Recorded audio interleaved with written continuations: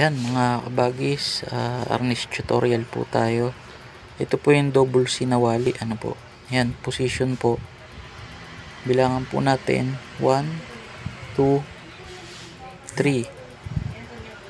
1, 2, 3. Ganyan po yung pag-execute niya. Ano po?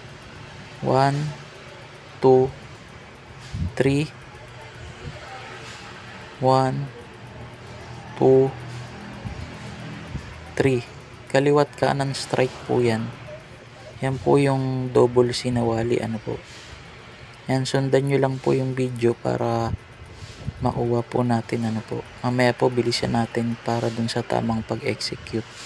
Maganda po yan, may partner po kayo para drills po kayo. Paluan po kasi yan. Ayan.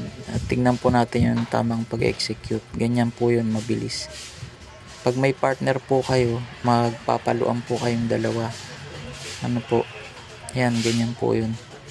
Para pampabilis po yan ng reflexes. Tsaka masanay po yung mga kamay nyo sa pagpalo po ng arnis. Ulitin po natin yung mabagal.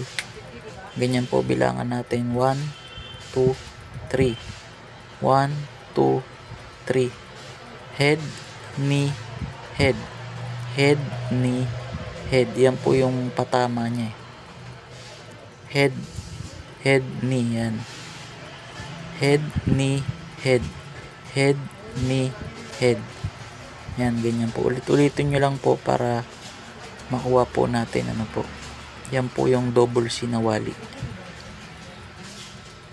Ayan, ganyan po yung pag-execute niya.